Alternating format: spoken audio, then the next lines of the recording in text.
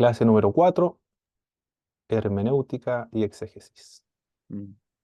Profesor, Sí, hermano eh, Boris. el método gramático histórico también lo define el libro de José Martínez, ¿no es cierto? Sí, hermano, claro.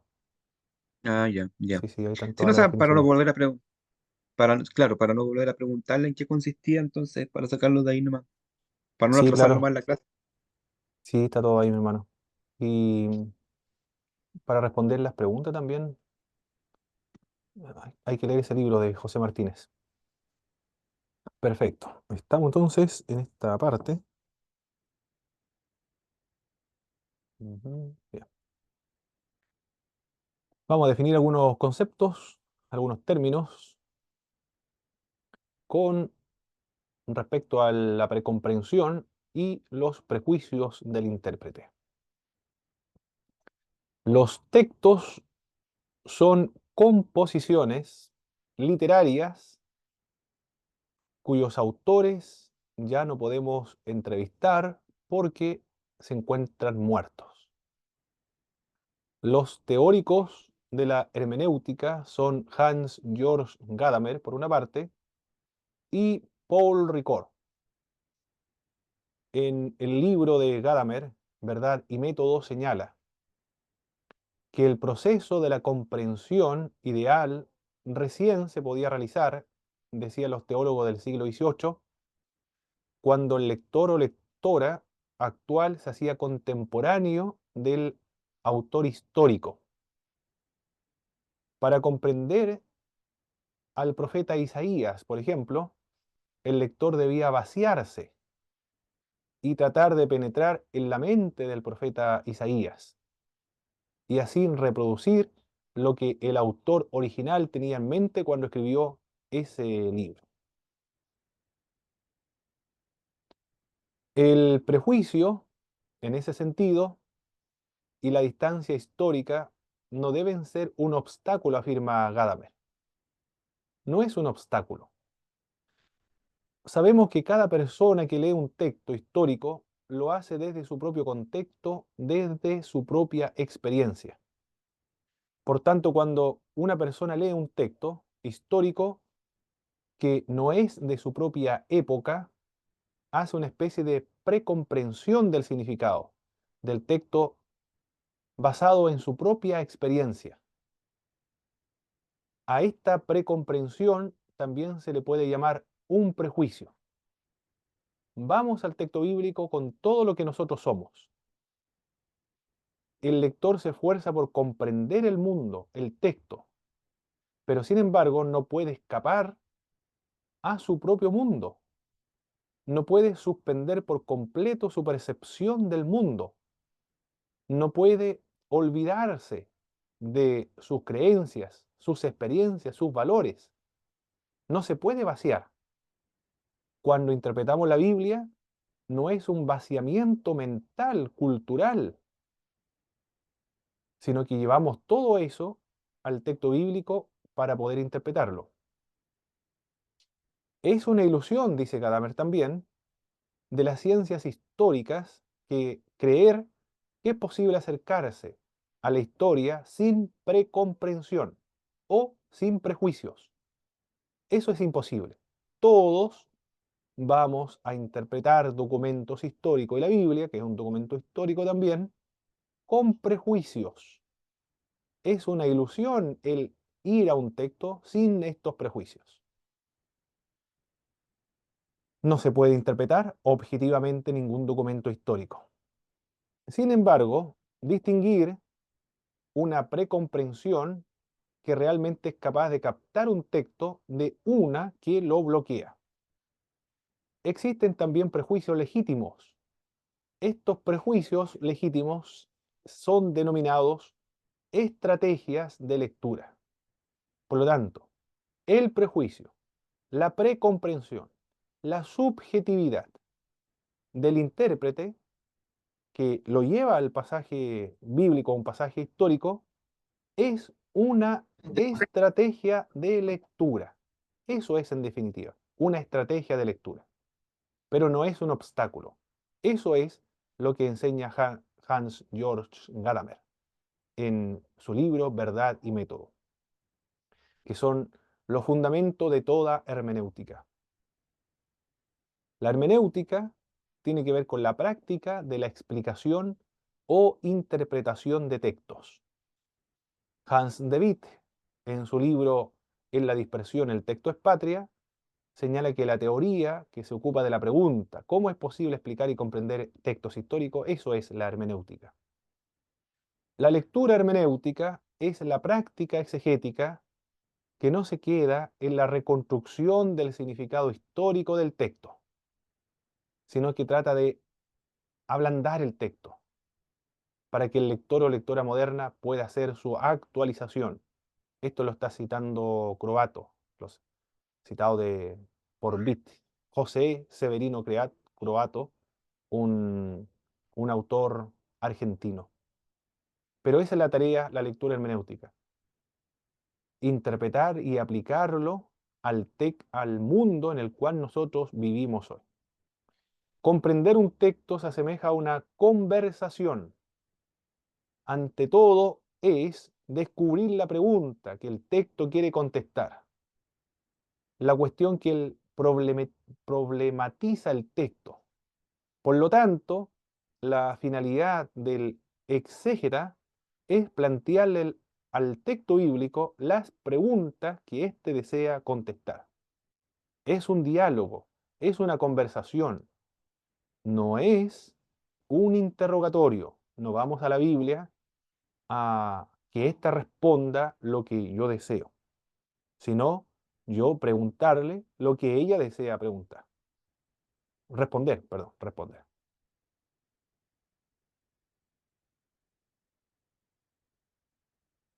Con respecto al sentido, en una frase, en un discurso, él o la que ha formulado lo que quiso decir ha entregado su mensaje. La persona que habló dejó su huella en la frase, la compuso como una obra literaria, eligió las palabras, eligió la forma gramatical, el tono para componer su obra. Paul Ricoeur dice, la frase una vez creada se independizó, ganó su autonomía semántica. Ya no hay nada más que hacer ahí, ya habló, ya está escrito, se publicó, se ha independizado del autor. No hay otro, algunos se arrepienten de haber publicado después, no debía haberlo publicado tan luego, porque lo van a criticar o hay una deformación, hay un problema y después se dio cuenta, cambió de opinión. Bueno, cuando se publica ya no hay nada más que hacer, porque se independizó del autor. No hay otro lugar donde es posible encontrar el mensaje del que habla más que en aquella frase en la cual se dijo. La frase se conecta con el mundo exterior, el mundo extralingüístico. La, la frase se dirige, se refiere al mundo real o al mundo histórico. La frase tiene entonces una referencia, lo que puede parecer una gran desventaja en el proceso de la comprensión de un texto, es decir, que ya no es posible pedir explicaciones a la persona que habla, porque ya publicó su obra y ya se encuentra muerto el autor. Es en realidad, dice Paul Ricoeur, una ganancia. Es mejor que esté muerto el autor, porque así no le vamos a preguntar qué quiso decir en su libro. Es mucho mejor todavía. Cuando el autor ya no está presente, el texto se libera. El texto, una vez muerto el autor, queda librado de su presencia y puede desplegar su plena autonomía hacia un nuevo público. ¿Quiénes son estos nuevos públicos? Toda persona que sabe leer puede leer y desplegar toda su autonomía hasta hacia este nuevo público. Cualquier persona que haya publicado alguna vez un texto sabe por experiencia que sus lectores y lectoras sacan mensajes del texto que el autor o la autora nunca pretendió que aparecieran y que ni siquiera ha visto en el texto. Esto ocurrió con el libro La ciudad y los perros de Mario Vargas Llosa. que relata un microcosmo, lo que sucede en el Liceo Leoncio Prado, pero que refleja la sociedad peruana. Y en ella se puede extrapolar también en todas las sociedades, latinoamericanas, no sé si del mundo, pero por lo menos latinoamericana. Muere uno del curso, no se sabe quién fue el que mató a esta persona, pero, y tampoco lo dice Mario Vargas Llosa porque él no dice nada, concluye nada más y deja las conclusiones para el lector, que él mismo saque sus propias conclusiones. Y una de estas conclusiones lo planteó uno de los críticos de la obra y fue tan brillante, fue tan original, que nunca había estado dentro de las intenciones de Mario Vargas Llosa y a él le encontró fascinante, entonces adoptó esa conclusión, esas razones por las cuales se cometió ese asesinato y quién fue también quien mató a esa persona, que Mario Vargas Llosa no lo dice, que Mario Vargas Llosa lo consideró como acertado y adoptó esa interpretación de otra persona para su propio cuento o su propia obra. Eso lo que quiere decir que una vez que el autor ya no está presente, el texto ha logrado su autonomía, se abre a un nuevo mundo, se ha independizado del autor. Un texto literario es siempre más que la intención de su autor o su autora, es siempre mucho más de lo que se propuso el autor o la autora. E incluso esto sucede, mis hermanos, hasta de lo que nosotros hablamos, porque lo que nosotros decimos se toman algunas palabritas y después eso se amplía, se enriquece y adquiere nuevos significados mucho más ricos que nosotros nunca nos habíamos imaginado. Puede ser para bien o puede ser que no haya interpretado mal, pero ocurre, puede ocurrir también con los que hablan. Pero el texto es mucho más todavía. Mientras que mientras que la situación de diálogo es fugaz y pasajera, el texto escrito se abre hacia adelante, hacia un público universal de diferentes épocas y de diferentes contextos.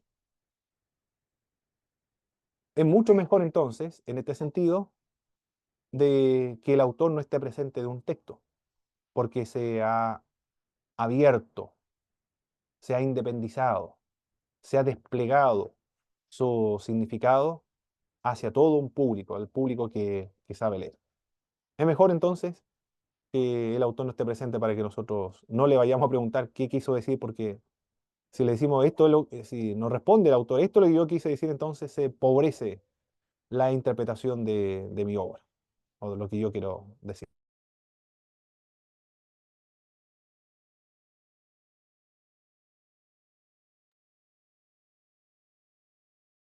En el proceso de la comprensión de documentos o de textos, existen algunas fases en, en este proceso, y es lo que vamos a ver ahora. Según Paul Ricoeur, la primera fase se le denomina la lectura ingenua. Es el primer proceso de la interpretación. Consiste en un momento de adivinar, de conjeturar, de hacer apuestas. La primera lectura es adivinar lo que quiere decir la Biblia. De eso se trata la primera fase, adivinar, conjeturar. Es una apuesta. El lector usando su intuición es intuitiva también. Usando su intuición hace una apuesta, construye una precomprensión del significado de los textos. Precomprensión significa aquí anticipación de sentido, algo preliminar, algo que deberá ser validado por otro instrumento que la intuición. La expresión lectura ingenua no es peyorativa, no es despectiva, es sencillamente un término técnico para describir cierta fase del proceso de la interpretación. Eso es todo.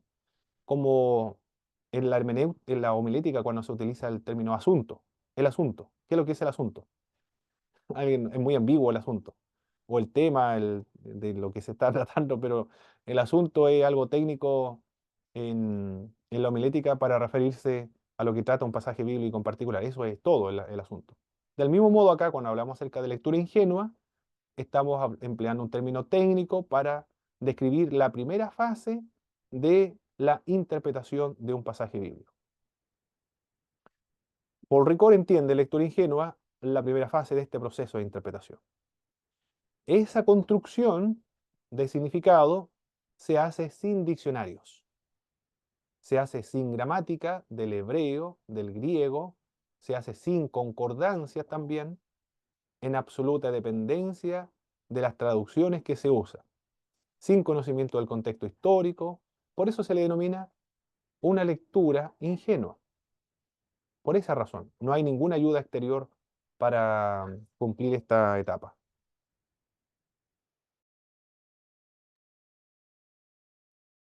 Profesor, ¿Sí, hermano profesor, Boris?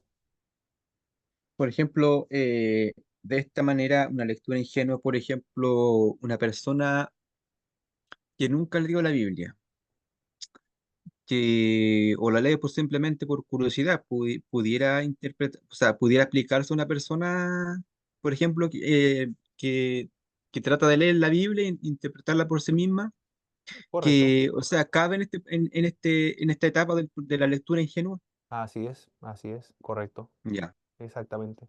Porque trata de adivinar, de conjeturar, de intuir, sin ayudas externas de ninguna naturaleza, solamente de su propia intuición y la riqueza de su propia intuición igual y conjetura.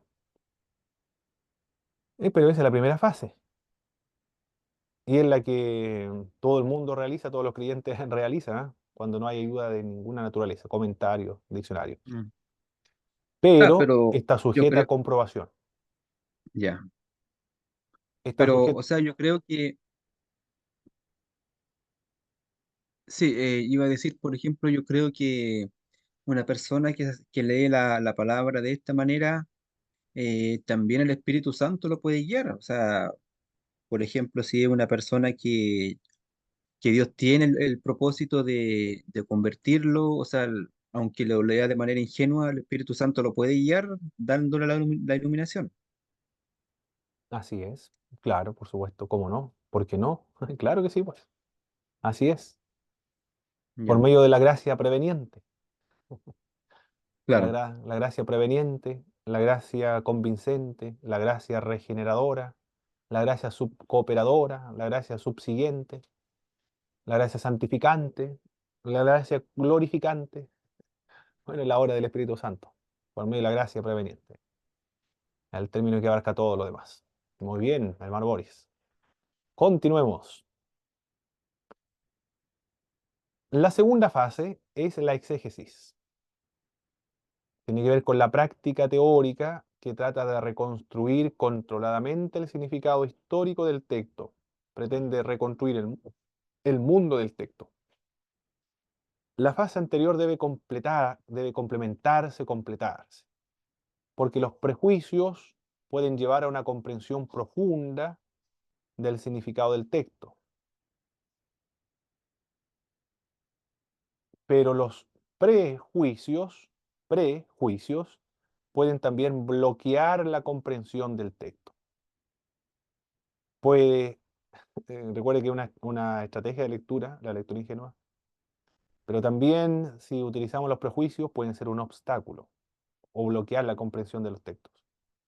El intérprete puede comenzar a interrogar al texto como a un prisionero. El lector quiere que el texto responda a las preguntas que se plantea. Por eso es que puede bloquear entonces el prejuicio, puede bloquear la comprensión de un texto. Se debe realizar una comprobación de la lectura ingenua. Y esa fase se le denomina la exégesis. Por último, está el saber comprensivo. Es la fase en la cual, según la hermenéutica moderna, culmina el proceso de interpretación.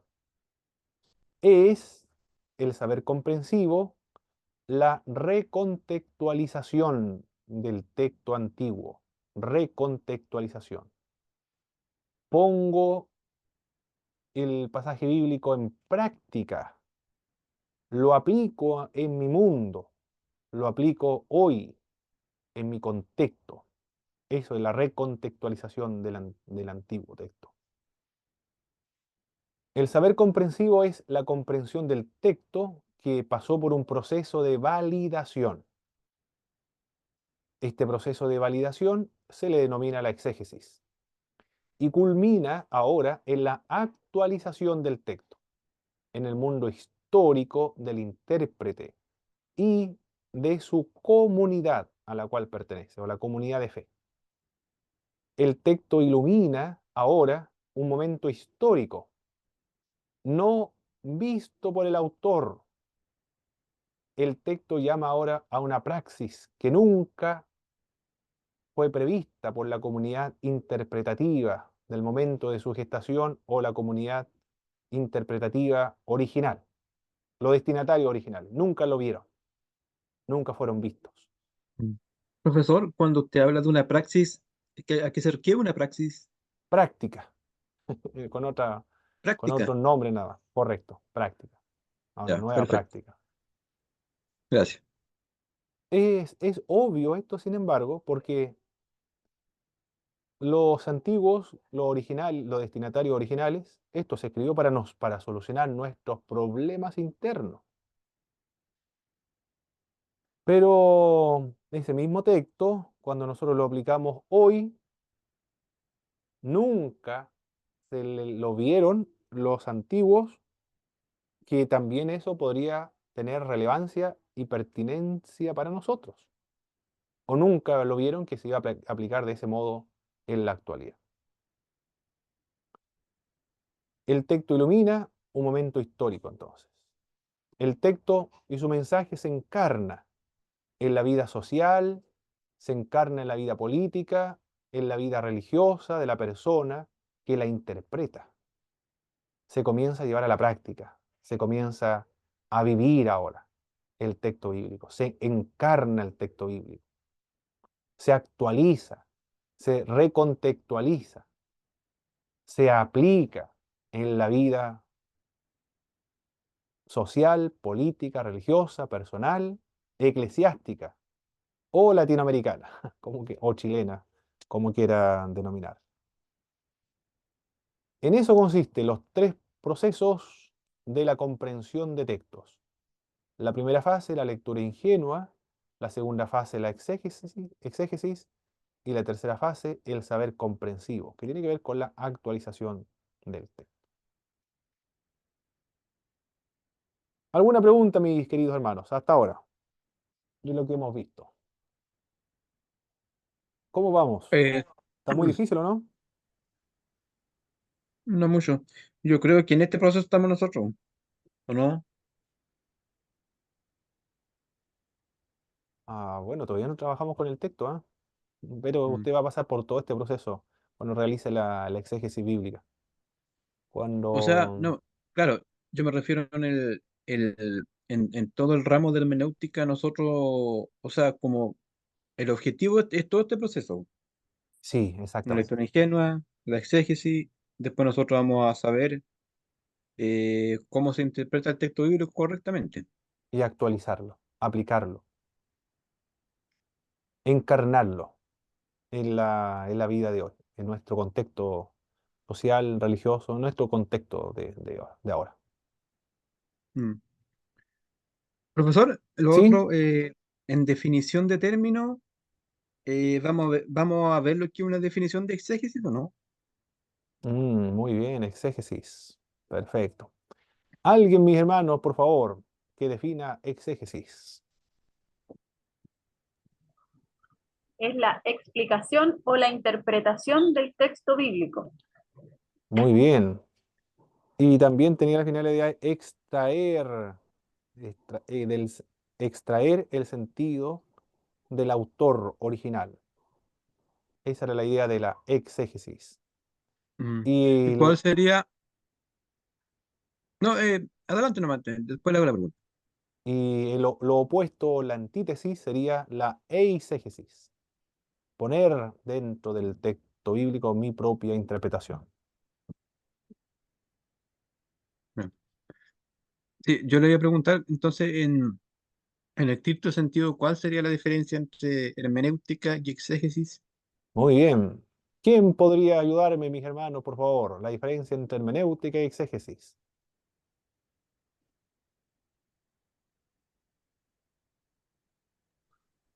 Creo que la diferencia la acaba de decir usted, pero no estoy segura. Creo No que importa.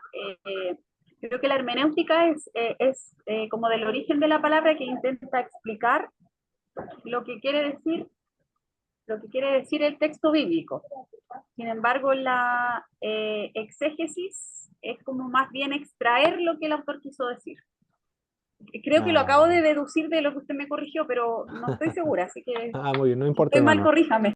Sí, no se preocupe. La hermenéutica es la teoría y la exégesis es la práctica. Eso, esa es la diferencia. La hermenéutica le entrega todos los elementos que se requiere para interpretar textos. Y la exégesis utiliza de los elementos que le enseña la hermenéutica y lo aplica a un género en particular. Puede ser legislativo, narrativo, apocalíptico, profético, poético, epistolar. O sea, en el fondo la hermenéutica como que sirve a la exégesis, Así es. ¿o no? En la Ya. teoría, en la teoría. En cambio, la exégesis en la práctica.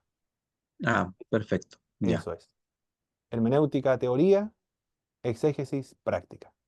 Mm, En la exégesis ya se comienza a practicar lo que le enseñó la hermenéutica. Eso es mm. la diferencia entre lo uno y lo otro. Perfecto. Todas las preguntas plantéenlo, mis hermanos, para que vayamos todos para un mismo lado, o rememos todos para un mismo lado. Es así el dicho, ¿no? Para remar todos a un mismo lado. Eso, eso es. Una iglesia avanza cuando todos reman para un mismo lado, pero imagínense que un grupo rema para un lado y otro grupo para otro lado. No, no avanza para nada. No avanza nada. Tienen que todos remar para un mismo lado. Bien, tipos de literatura ahora. Terminamos entonces con definiciones de tantos términos y ahora nos vamos a considerar los distintos tipos de literatura que encontramos en las Sagradas Escrituras. Son varios tipos de literatura. La primera, género narrativo.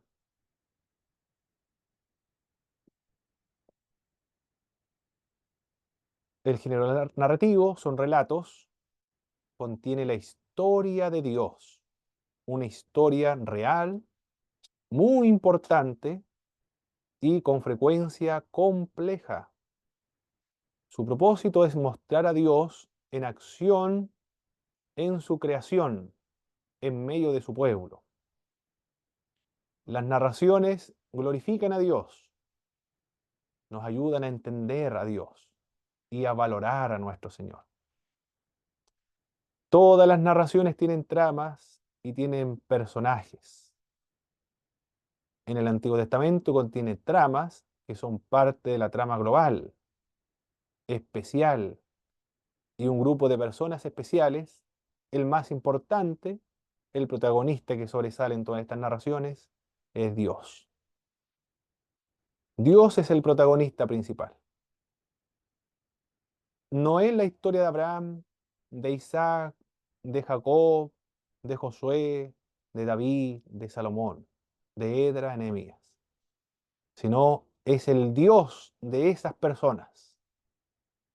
No es la historia del pueblo hebreo, sino es la acción de Dios en medio del pueblo hebreo.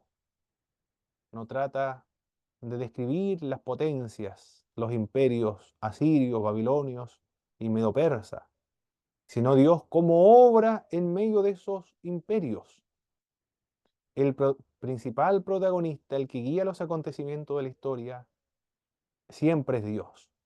La Biblia es un libro teológico porque habla, describe a Dios, revela a Dios. Quiere que la gente conozca a Dios cuando lee la Biblia. No quiere que se imite a Abraham, no quiere que imite a Josué, no quiere que sean como Daniel, sino que la Biblia se escribió para que conocieran a Dios y le adoraran, le sirvieran, se entregaran en servicio abnegado a Él. Para eso se escribió. Esa es la razón por la cual existe la Biblia. No hay otra razón. Es para que conozcan a Dios, del cual la Biblia ha revelado. Por lo tanto, se equivocan los predicadores cuando dicen, Dios quiere que tú seas como Daniel. Todos, todos vamos a ser como Daniel, todos, que vamos a llegar a los políticos, y si no pasa, vamos a quedar frustrados.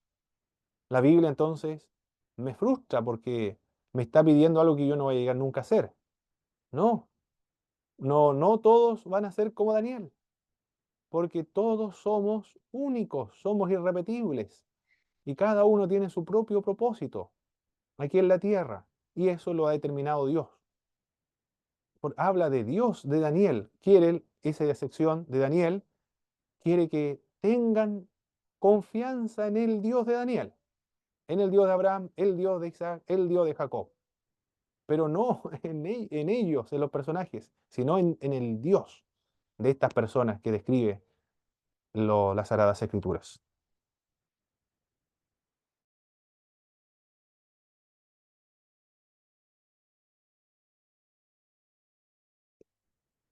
Los relatos tienen distintos niveles. Uno de estos es el superior. Es todo el plan universal. Tiene referencia a la historia universal. Lo que Dios ha realizado en su creación. Los aspectos claves son la creación, la caída de la humanidad, el poder del pecado, la necesidad de la redención, la encarnación y el sacrificio de Jesucristo. La historia universal entonces, amplia, la historia de la redención. Y también hay un nivel medio, se centra en el pueblo de Israel, en el llamamiento de Abraham, el establecimiento de Israel en Egipto, la liberación de Egipto, la conquista de la tierra de Canaán, los jueces, la monarquía, la división de la monarquía, la destrucción de Samaria, el cautiverio babilónico y el regreso. Es decir, de la historia universal, que es el nivel superior, se ha limitado ahora a un nivel medio que tiene que ver con un pueblo. Pero también hay otro nivel de narración, y este tiene que ver con el nivel inferior. Ahora se limita más todavía de la historia universal, después del pueblo hebreo, ahora se limita a hablar de familias. Aquí todo se habla de Abraham, de Isaac, de Jacob, de José, de Gedeón, de David, entre tantos otros. Esos son los distintos niveles de narración en las Sagradas Escrituras. Lo que no es una narración, no es solamente historia sobre las personas que vivieron en la época del Antiguo Testamento.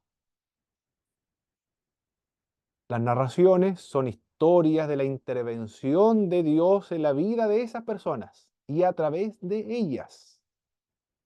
Por lo tanto, cuando vemos a Abraham, Isaac, Jacob, debemos ver a Dios allí, en medio de esas personas, porque se escribió y hablan, y de eso se tratan las narraciones, de cómo Dios interviene en ellos.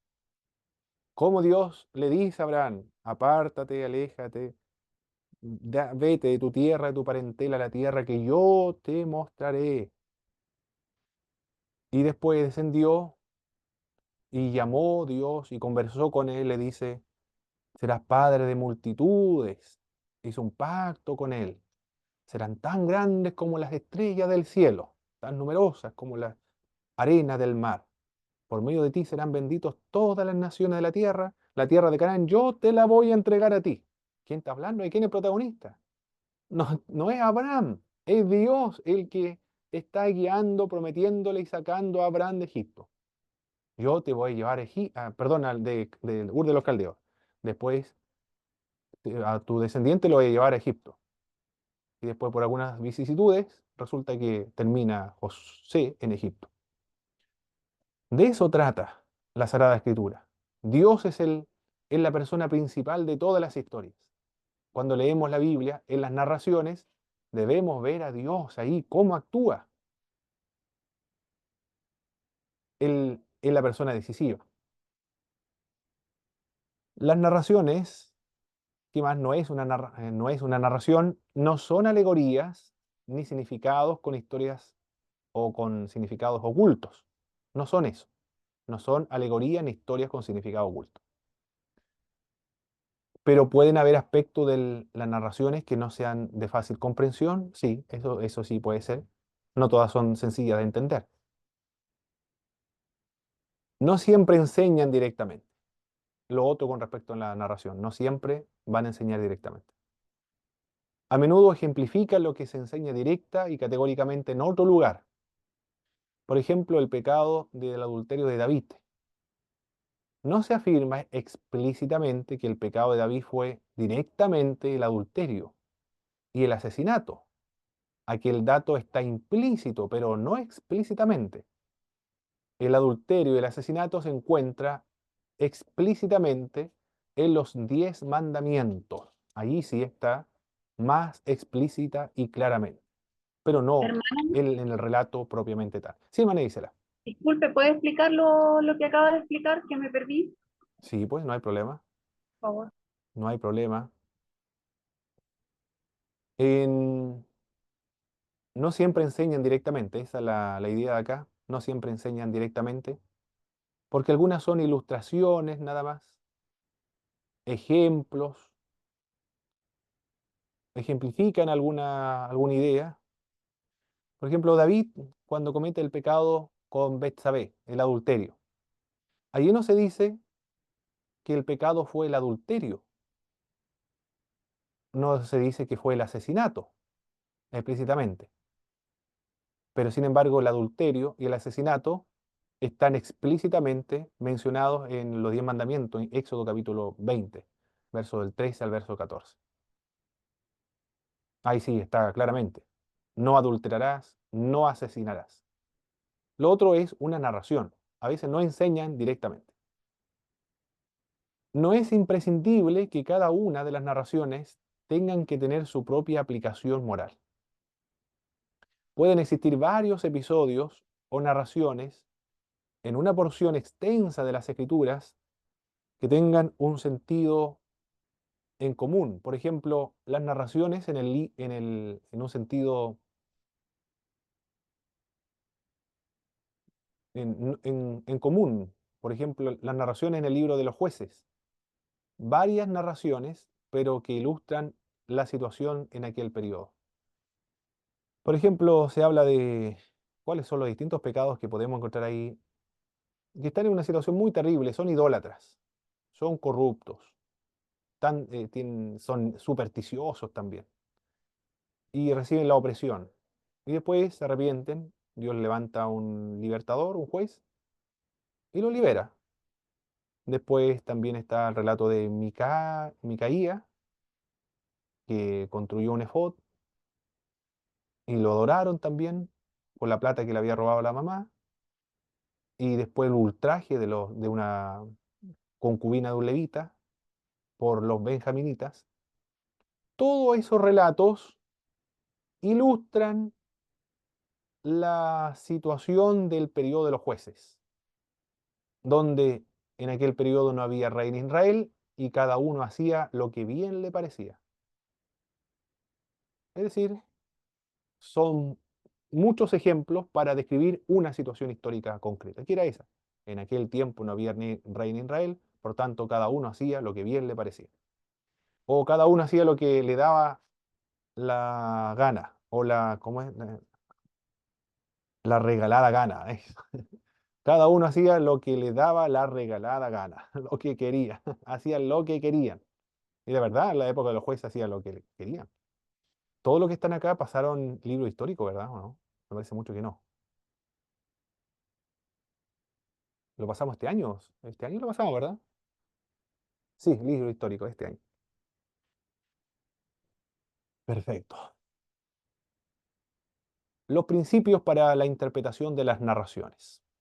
¿Cuáles son los principios que debemos considerar para interpretar las narraciones bíblicas? El primer principio es, por lo general, no enseña directamente una doctrina. Directamente una doctrina. ¿Qué queremos decir eso? Por ejemplo, en el libro de Romanos, justificados pues por medio de la fe, tenemos paz para con Dios y el hombre se justifica solamente por la fe, no por medio de las obras de la ley. Ahí está enseñando claramente la doctrina de la justificación por medio de la fe, no por medio de las obras de la ley. También el apóstol Pablo en Romano dice, por un hombre vino la muerte a todos los hombres, por cuanto todos pecaron y están destituidos de la gloria de Dios. Pero también por un hombre vino la justicia a todos los hombres, a los que crean en Jesucristo. Está claro ahí la doctrina. Enseña claramente una doctrina bíblica. Pero si nos vamos a Génesis capítulo 3, verso del 1 en adelante, nos narra la caída de Adán y Eva en el huerto del Edén, la desobediencia de Adán y Eva y la expulsión del huerto del Edén y sus consecuencias. No habla directamente de una doctrina en particular, pero la doctrina del pecado original, la naturaleza pecaminosa de todos los hombres, se fundamenta en esa narración. Claro, no hay otra más. Esa es la única narración que fundamenta el pecado original. Ahí está el pecado original, la caída, la explicación de todas las desgracias que sufre el ser humano a través de toda la historia. Todo el sufrimiento es lo que ocurrió ahí en el huerto del Edén.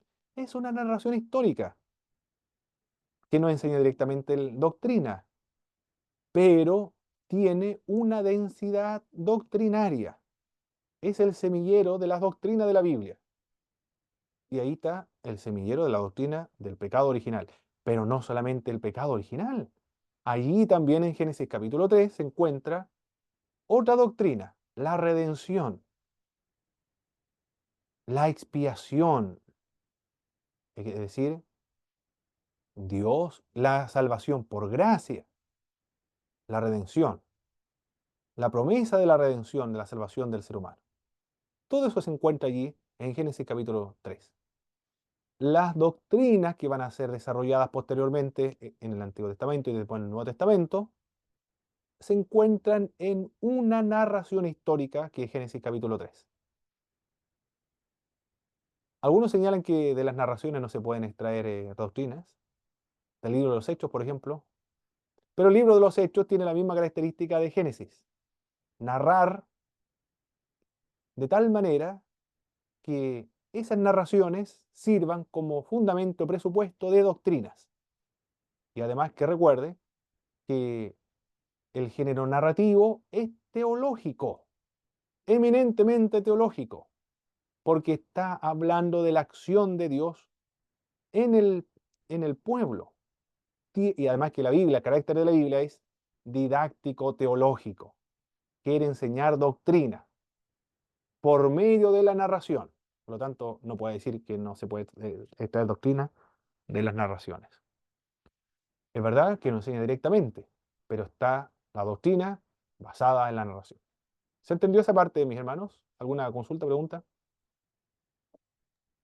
sobre ese primer punto? Yo, mi hermano, ¿Sí? es que escuché una vez a un pastor que dijo que el mensaje de Hechos cuando Pablo hay un terremoto ¿Mm? y está el carcelero, piensa que todos se fugaron y se iba a suicidar. ¿Mm? Entonces, esa es la historia. Entonces, él le pregunta después qué puede hacer para ser salvo. ¿Mm? Que Pablo le responde que tiene que tener fe y será salvo él y toda su casa. Correcto. Entonces, nosotros siempre, los pentecostales, tomamos ese texto como una, no sé si como una doctrina, pero como algo como por fe, ¿Mm? que todos nosotros y si nosotros creemos, vamos a ser salvos nosotros en nuestra casa, porque el primero que cree va a compartir su fe Sí, claro, con su claro. marido que no es creyente, con los hijos que sí. ¿Mm? Entonces este pastor nos decía que eso no era doctrina, que eso era para un tiempo y un momento determinado y no había que tenerlo como algo que se iba a repetir. No sé si me Ah, ok. entienden. Sí, No sé sí, si sí, sí. puede ser parecido a eso. Ah, ok. Sí, bueno, el libro Los Hechos, claro. Está bien la aplicación que hacemos nosotros, ¿ah? Está bien, porque si cree, porque la salvación es por fe, y si yo le predico a mi familia y cree, bueno, se cumple lo que está en el pasaje bíblico ahí. Pero está sujeto a la promesa, está sujeta a la fe. Tiene que creer. Si no cree, no se cumple esa promesa. La promesa está sujeta a la fe. Eso está bien. Bueno, el verso 2 usualmente ilustra una doctrina que se enseña con proposiciones en otra parte. Las narraciones ilustran una doctrina, pero que se enseña claramente con proposiciones en otra parte. ¿Cuál puede ser? A ver, el bautismo con el Espíritu Santo puede ser. Muy bien, el bautismo con el Espíritu Santo como una obra subsecuente a la conversión. Los apóstoles estaban convertidos, después recibieron el bautismo con el Espíritu Santo. Los samaritanos estaban convertidos, después recibieron el bautismo con el Espíritu Santo. Está narrando Lucas, narra. Eso es lo que hace, está narrando, contando historias. Pertenece esas secciones al género narrativo. El apóstol Pablo se convierte camino a Damasco, después de 3 días recibe el bautismo con el Espíritu Santo. Los efesios creyeron, se bautizaron y después recibieron el bautismo con el Espíritu Santo. Por lo tanto, todas esas escenas muestran, ilustran que el bautismo con el Espíritu Santo es posterior, subsecuente a la conversión. Eso es lo que ilustra. Las acciones de las personas en las narraciones no es necesariamente un ejemplo para nosotros. Ah, claro que eso es lo otro, ¿no? Aquí dice de las personas. Aquí voy a corregirlo inmediatamente porque después se me olvida. Después digo yo lo voy a corregir después, pero al final no lo corrijo nunca. Así que aprovecho de corregirlo ahora mismo, ¿no? De las personas. Aquí lo corregimos. De las personas. Ya. Ahora sí. Sigamos.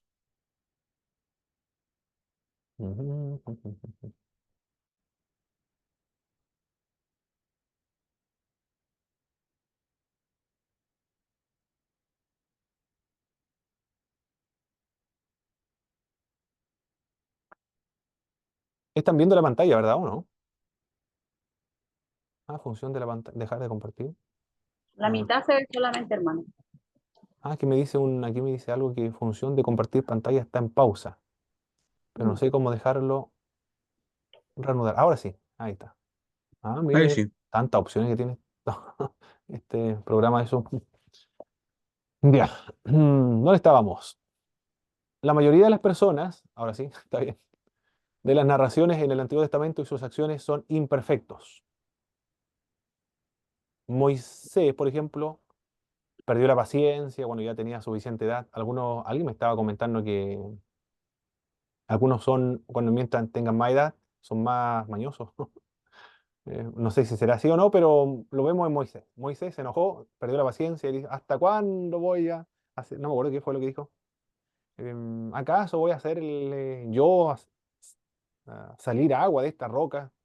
Dios le dijo solamente que le hablara. Y él estaba tan enrabiado que tomó la vara y lo golpeó 2 veces. Por eso no pudo ingresar a la tierra de Canaán. Bueno, también, ¿qué más? Abraham mintió 2 veces. Salomón, terrible, Dios mío. Apostató de la fe. Bueno, la mayoría de las personas son imperfectos, con acciones imperfectas. No siempre se nos dice al final de una narración lo que ocurrió era bueno o era malo. No se nos dice. Por ejemplo, las hijas de Lot cometieron incesto. No se dice si eh, estuvo bien lo que hicieron o estuvo mal. No se nos dice. Sabemos después por Levítico que sí, eh, condenado el pecado del incesto. Todas las narraciones son selectivas e incompletas. El autor selecciona algunos hechos y están incompletas, entonces no son completos, porque la Biblia se escribió con finalidades didácticas teológicas. Se han escrito como soluciones a todas las cuestiones teológicas. No se han escrito para solucionar todos los problemas teológicos. Dios siempre es el héroe de las narraciones. No quiere el autor bíblico, esto sería malinterpretar la Biblia, que, que Dios va a usar, ¿cómo puede ser? O el protagonista principal, Sansón, por ejemplo, quiere exhibir y que la gente se maraville con Sansón, o se maraville y quiere imitar a David o a Daniel, a Josué, a Moisés o a Abraham, a Isaac, a Jacob. No tiene esa finalidad. Ser como Pablo, ser como Pedro, ser como quien más, Ágabo, o ser como Apolo o Bernabé, aunque son personajes bíblicos, pero son personas, son hombres. El héroe es Dios y la persona que hay que imitar en el Nuevo Testamento es a Cristo. Él es el modelo, el ejemplo. Él es el héroe, el protagonista. Siempre es Dios, la persona principal. Si alguien no ve a Dios en la Biblia y cualquier narración que no glorifica a Dios, que no trate de ver a Dios ahí, sus acciones, su poder y cómo Él se revela, no va a estar viendo la Biblia de acuerdo a su naturaleza y la razón por la cual se escribió. Cuando leemos la Biblia, debemos ver a Dios allí, cómo Él actúa, cómo se revela, cómo trata a las personas y su poder también, al sacar al pueblo de Israel de Egipto, todo lo que Él hizo. Porque en realidad todo lo demás están obedeciendo a lo que Él manda.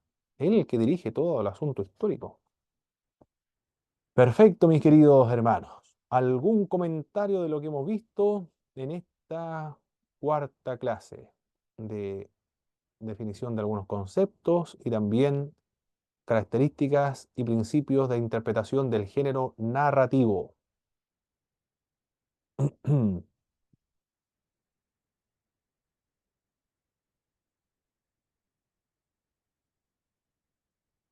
Bueno, para mí es un poco denso nomás, hay que estar como, es igual que